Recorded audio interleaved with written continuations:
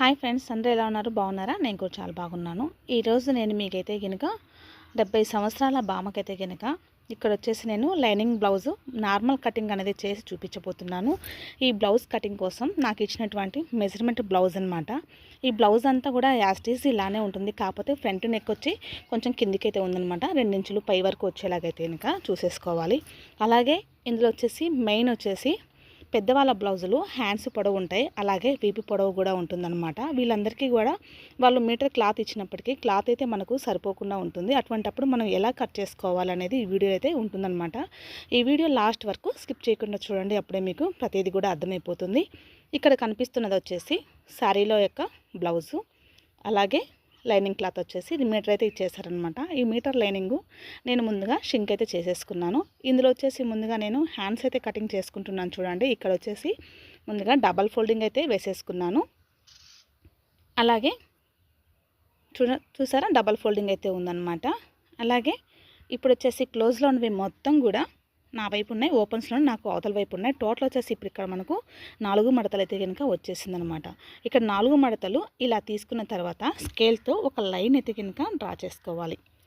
ఈ లైన్ ఎందుకంటే మనం స్టిచ్చెస్ చేసుకుంటాం కదా, లైనింగ్ మెయిన్ ఫ్యాబ్రిక్ 2 జాయిన్ చేసుకోవాలి. దానికోసం వచ్చేసి లైన్ అయితే ఇలా డ్రా చేసుకోవాలి. అలాగే ఇక్కడి నుంచి మనం ఏదైతే రైట్ హ్యాండ్ ఉంటుందో ఈ రైట్ హ్యాండ్ వచ్చేసి ఆ లైన్ ఎక్కడైతే డ్రా చేసామో అక్కడి నుంచి హ్యాండ్ యొక్క పొడవు, అలాగే చంక దగ్గర నుంచి హ్యాండ్ లూజ్ దగ్గర నుంచి చంక లూజ్ ఎక్కడికైతే ఉందో ఎగ్జాక్ట్ మార్కింగ్ అనేది ఈ విధంగా ఇచ్చేసి 1/4 ఇంచు పై వరకు వచ్చేలాగా ఖర్చు కోసం అయితే కనుక ఎక్స్ట్రా మార్కింగ్ అయితే ఇచ్చేసుకోవాలి.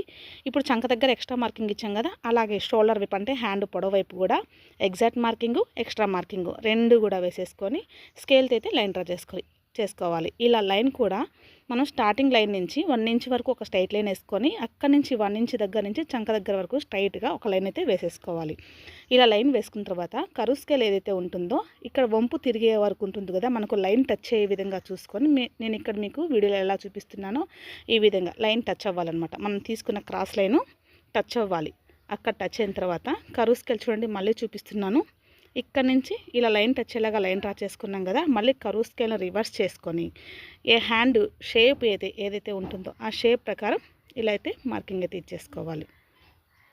చూసారా, హ్యాండ్ కటింగ్ అనేది చాలా ఈజీగా మార్కింగ్ అయితే వేసేసుకున్నాం. అలాగే హ్యాండ్కు ఖర్చు కోసం మనకు ఎంతైతే క్లాత్ కావాలో క్లాత్ కూడా మార్క్ వేసుకొని మొత్తం కూడా కటింగ్ అయితే చేసేసుకోవాలి. ఇక్కడ వచ్చేసి చంక దగ్గర మనకు చంక పీస్ అనేది యాడ్ చేసుకోవాలి. అది ఎలా అంటే చూడండి, ఈ విధంగా ఇలా వేసుకున్నప్పటికీ పీస్ అనేది మనకు కరెక్ట్గా హ్యాండ్ దగ్గర 2 ఇంచులు కానీ 3 ఇంచులు కానీ ఎక్స్ట్రా ఖర్చు ఏదైతే ఉంటుందో చంక దగ్గర జాయింట్ స్థలికి కూడా అంతే ఖర్చు వచ్చేలాగైతే కనుక చంక పీస్ అనేది డ్రా చేసుకొని ఈ విధంగా చంక దగ్గర షోల్డర్ అంటే మనకు హ్యాండ్ యొక్క పొడవు దగ్గర ఖర్చులు అయితే పెట్టేసుకోవాలి. ఇలా ఖర్చులు అంతా పెట్టిన తర్వాత ఇక్కడ మెయిన్ ఫ్యాబ్రిక్ లో హ్యాండ్స్ అయితే కనుక మనకు కటింగ్ అయితే అయిపోయింది కదా. ఇప్పుడు ఇందులో వచ్చేసి బ్యాక్ పార్ట్ ఫ్రంట్ పార్ట్ అనేది ఎలా కట్ చేసుకోవాలో చూద్దాం. దానికోసం వచ్చేసి ఇక్కడ వీడియోలో కనిపిస్తుంది కదా, ఈ విధంగా నేనైతే ఫోల్డింగ్ అయితే వేసుకున్నాను. క్లోజ్లో ఉన్నది నా వైపు, ఓపెన్స్లో ఉన్నది నాకు అవతల వైపు ఉండేలాగా వేసుకున్నాను అనమాట. వేసుకొని ఇక్కడ మీకు కనిపిస్తున్న బ్లౌజ్ యొక్క నడుం లూజ్ ఆధారంగా బ్లౌజ్ కటింగ్ అయితే ఉంటుంది. చూసారా, నడుం లూజ్ అయితే చూస్తూ ఉన్నాను, కానీ ఇక్కడ నాకు క్లాత్ అనేది అడ్జస్ట్ అవ్వలేదన్నమాట. ఇప్పుడు అడ్జస్ట్ కాలేదు కాబట్టి ఎలా అయితే ఫోల్డింగ్ వేసుకోవాలో ఇక్కడ చూసేద్దాం. ఇక్కడ నుంచి back part front part cutting అనేది ఎలా వేసుకోవాలి ఇక్కడ నుంచి మీకు నేను చూపించేస్తాను. ఇలా ఉన్న ఫోల్డింగ్ అంతా కూడా క్లాత్ అనేది ఓపెన్ చేసుకొని నేను ఇక్కడ వీడియోలో చూపించిన విధంగా ఫోల్డింగ్ అయితే వేసేసుకోవాలి. అది కూడా చూడండి, ఇక్కడ కూడా క్లోజ్లో ఉన్నది నా వైపు ఉండాలి, ఓపెన్స్లో ఉన్నది నాకు అవతల వైపు ఉండే విధంగా చూసేసుకోవాలి. మనకు బ్లౌజ్ అంతా కూడా నడుము లూజ్ ఆధారంగానే కదా ఉంటుంది అని చెప్పాను. దానికోసం వచ్చేసి నడుము లూజు అంటే ఖర్చుతో కూడా కలిపి ఎంతైతే కావాలో అంతైతే కనుక లైన్ అయితే డ్రా చేసుకుని నడుము టక్స్ కోసం వచ్చేసి 1/2 ఇంచ్ అనేది యాడ్ చేసుకోవాలి. మనకు ఎగ్జాక్ట్ నడుము లూజ్కి ఒక మార్కింగ్ అయితే వేసేసుకోవాలి. ఇలా అంతా మార్కింగ్ అంతా వేసుకున్న తర్వాత ఇప్పుడు వచ్చేసి మనం బ్లౌజ్ యొక్క పొడవు అనేది చెక్ చేసుకోవాలి. అది ఎలా చెక్ చేసుకోవాలి ఇక్కడైతే మీకు చూపించేస్తాను. ముందుగా అయితే కనుక స్కేల్తో ఒక లైన్ అయితే డ్రా చేసుకోవాలి. నేను ఇక్కడ వీడియోలో చూపిస్తున్నాను కదా, ఈ విధంగా స్కేల్తో లైన్ డ్రా చేసుకొని బ్లౌజ్ యొక్క పొడవు వచ్చేసి ఈ విధంగా మార్కింగ్ వేసుకొని ఇక్కడ కూడా అంతే చూడండి, ఎగ్జాక్ట్ పొడవుకు ఒక మార్కింగు మనకు జాయింట్స్ కోసం 1/2 ఇంచ్ యాడ్ చేసుకోవాలి. ఇలా 2 కలిపి లైన్ అయితే డ్రా చేసుకున్నాను అనమాట. అదేవిధంగా ఇందులో ఫ్రంట్ నెక్ కూడా చెక్ చేస్తూ ఉన్నాను. చూడండి, ఫ్రంట్ నెక్ వచ్చేసి మనకు 2 ఇంచులు పైకైతే కావాలని చెప్పాను కదా, ఆ విధంగానే ఒక లైన్ అయితే డ్రా చేసుకోవాలి. అదేవిధంగా బ్యాక్ పార్ట్ నెక్ ఎంత హైట్లో ఉందో కూడా చెక్ చేసుకొని లైన్ అయితే డ్రా చేసుకోవాలి. ఇక్కడ కూడా మనకు వచ్చేసి ఎగ్జాక్ట్ మార్కింగు స్టిచెస్లకి 1/2 ఇంచ్ మార్కింగ్ అనేది యాడ్ చేసుకోవాలి. అలాగే మనకు బ్యాక్ పార్ట్ యొక్క నెక్ అయితే కనుక ఎంత వెడల్పు ఉంది అంటే నెక్ లూజ్ అనేది ఎంత ఉందో కూడా చెక్ చేసుకొని మార్కింగ్ అయితే ఇచ్చేసుకోవాలన్నమాట. ఇక్కడ మీకు కనిపిస్తుంది కదా, నేను ఇక్కడ నెక్ పట్టీ కోసం ఒక మార్కింగు, స్టిచెస్ కోసం ఒక మార్కింగ్ అనమాట ఇలా అయితే వేసుకున్నాను. అదేవిధంగా నడుము దగ్గర నుంచి చంక పొడవు వరకు ఒక లైన్ అయితే డ్రా చేసుకొని మార్కింగ్ అయితే ఇచ్చేసుకోవాలి. అదేవిధంగా షోల్డర్ చూడండి, నెక్ దగ్గర నుంచి షోల్డర్ ఎంత వెడల్పు ఉందో మొత్తం మెజర్మెంట్ బ్లౌజ్లో ఏ విధంగా అయితే ఉంటుందో ఇలానే మొత్తం అంతా మార్కింగ్ అయితే వేసుకొని అన్ని మార్క్స్ కూడా కలుపుతూ లైన్ అయితే డ్రా చేసుకోవాలి. ఇలా లైన్ డ్రా చేసుకున్న తర్వాత చంక మూల ఏదైతే ఉంటుందో 1.5 వరకు అయితే ఇంకా మూల డ్రా చేసుకొని సైడ్స్ అంతా కూడా ఇలా మార్కింగ్ అయితే ఇచ్చేసుకోవాలి. ఇప్పుడు మూల నేను 1.5 ఇంచెస్కి లైన్ అయితే ఎక్కడైతే డ్రా చేస్తానో ఆ మూల టచ్ అయ్యే విధంగా కరువుస్కెళ్తో కరువు అయితే తీసేసుకోవాలి. ఇది వచ్చేసి బ్యాక్ పార్ట్ అనమాట. ఓకేనా, ఇక్కడ బ్యాక్ పార్ట్లో నెక్ అనేది కట్ చేయకుండా షోల్డర్ దగ్గర నుంచి అలాగే చంక డౌను సైడ్ డౌన్ అనమాట, ఇవి మాత్రమే కటింగ్ అయితే చేస్తూ ఉన్నాను. ఇలా కట్ చేసుకున్నప్పటికీ బ్యాక్ పార్ట్ అయితే అయిపోయింది కదా. ఇప్పుడు ఇందులో మనకు ఫ్రంట్ పార్ట్ అనేది కటింగ్ అయితే రావాలి. దానికోసం చూడండి ఫ్రంట్ పార్ట్ నెక్ కూడా కొలుచుకుందాం. బ్యాక్ పార్ట్లోనే ఫ్రంట్ పార్ట్ నెక్ కూడా కొలుచుకొని 2 ఇంచెస్ వరకు అయితే ఇంకా పైకి అయితే రావాలి కదా. అదేవిధంగా లైన్ అయితే డ్రా చేసుకున్నాను.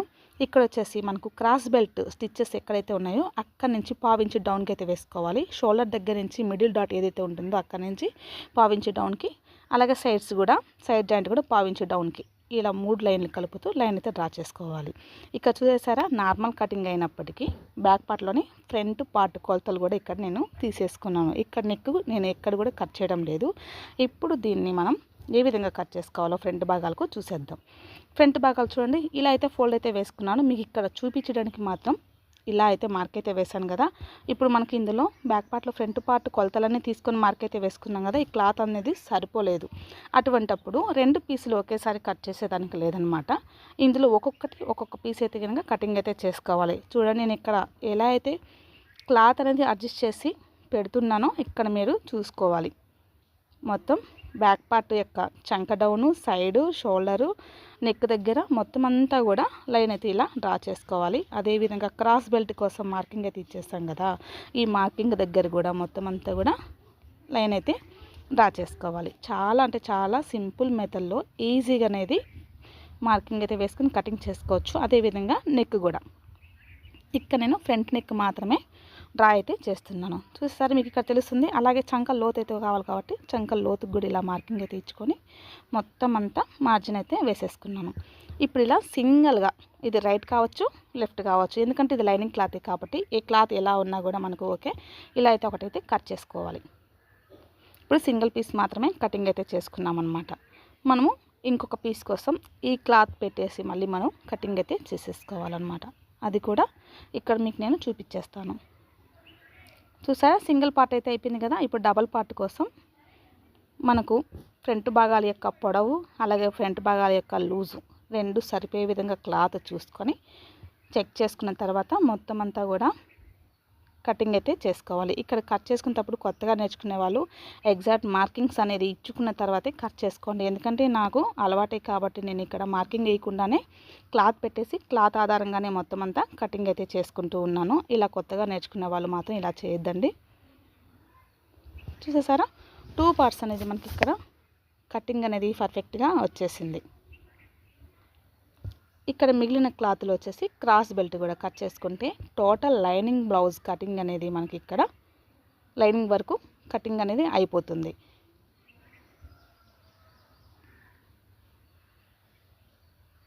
చాలా సింపుల్ మెథడ్లో మనం ఇక్కడ నార్మల్ కటింగ్ అనేది లైనింగ్ క్లాత్ కటింగ్ అయితే చేసేసుకున్నాము. చూసారా back part, front part, hands ఇవంతా కూడా కటింగ్ అయితే అయిపోయింది కదా. ఇక్కడ చూడండి ఫ్రంట్ భాగాలకి క్రాస్ బెల్ట్ చెక్ చేసుకోవచ్చు.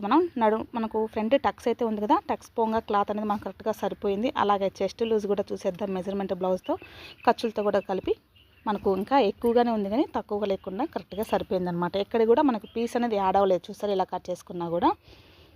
ఇక్కడ కనిపిస్తుంది వచ్చేసి మనకు మెయిన్ ఫ్యాబ్రిక్. ఈ మెయిన్ ఫ్యాబ్రిక్ అనేది చాలా ఈజీగా కటింగ్ అయితే చేసుకోవచ్చు. ఎందుకు ఈజీ అంటున్నానంటే ముందుగా మనం లైనింగ్ క్లాత్ అంతా కూడా మెజర్మెంట్ ప్రకారం కటింగ్ అయితే చేసుకున్నాం కాబట్టి మెయిన్ ఫ్యాబ్రిక్ అనేది కటింగ్ చేసుకోవడం చాలా ఈజీ అనమాట. ఇందులో అంచు చూడండి మనకి ఈ విధంగా అయితే ఇచ్చేస్తారు. ఈ డబల్ ఫోల్డింగ్ అయితే వేసుకున్నాను అనమాట మెయిన్ ఫ్యాబ్రిక్. ఇలా వేసుకొని హ్యాండ్స్ వచ్చేసి అంచు దగ్గర నుంచి సెట్ చేసుకోవాలి. బ్యాక్ పార్ట్ అయితే సెట్ చేసుకోవాలి క్లాత్లో. అలాగే ఈ బ్లౌజ్ పీస్కి అక్కడెక్కడ ఫ్లవర్స్ అనేది ఇచ్చారు. ఈ ఫ్లవర్స్ వచ్చేసి మనకు అటు ఇటు కాకుండా అన్ని స్ట్రైట్గా వచ్చేలాగా చెక్ చేసుకొని ఈ విధంగా అయితే నేను మొత్తం కూడా సెట్ చేసుకున్నాను. Hands, back part, front part, cross belt ఇవంతా మొత్తం మెయిన్ ఫ్యాబ్రిక్ మీద లైనింగ్ క్లాత్ అంతా కూడా సెట్ చేసుకొని కటింగ్ అయితే చేసుకుంటూ ఉన్నాను చూడండి. ఇది కూడా పాపింగ్స్ ఎక్స్ట్రా ఉండేలాగా చూసుకొని మొత్తం అంతా కూడా కటింగ్ అయితే చేసుకోవాలి. కానీ ఇక్కడ మెయిన్ ఫ్యాబ్రిక్ లైనింగ్ క్లాత్ కంటే బ్యాక్ పార్ట్ కట్ చేసుకునేటప్పుడు 2 ఇంచెస్ ఎక్స్ట్రాగా ఉండేలాగైతే కటింగ్ అయితే చేసుకుంటాను. ఇలా ఎందుకు కట్ చేసుకుంటాను అంటే నడుం భాగాన సపరేట్ పీస్ పెట్టేసి హెమ్మింగ్ చేసే పని లేకుండా ఈ క్లాతే ఎక్స్ట్రా ఉన్న 2 ఇంచెస్ క్లాత్ ఏదైతే ఉంటుందో ఈ క్లాత్తోనే నడుం పట్టి అనేది చాలా ఈజీగా అయితే చేసేసుకోవచ్చు. మొత్తం హెమ్మింగ్ చేసినట్టే ఉంటుంది, కానీ హెమ్మింగ్ లేకుండా నడుం పట్టి అనేది రెడీ చేసుకోవచ్చు. అలాగే ఫ్రంట్ భాగాలు కూడా ఇదే విధంగా కటింగ్ అయితే చేసేసుకోవాలి. క్రాస్ బెల్ట్స్ చూసేశారు కదా, చాలా అంటే చాలా ఈజీగా సింపుల్ మెథడ్లో వచ్చేసి లైనింగ్ బ్లౌజ్ కటింగ్ అనేది నార్మల్ కటింగ్ రెడీ అయితే అయిపోయింది. ఓకే అండి, వీడియో అయితే మీకు నచ్చిందని అనుకుంటున్నాను. వీడియో నచ్చిందంటే ఒక లైక్ చేయండి. ఇటువంటి లేటెస్ట్ అప్డేట్ కోసం ఛానల్ని సబ్స్క్రైబ్ చేసుకోండి. అలాగే ఈ video me friend and family మెంబర్స్కి షేర్ చేయండి. ఈ వీడియో అనిపించిందో నాకు కామెంట్లో తెలియజేయండి. Thank you for watching.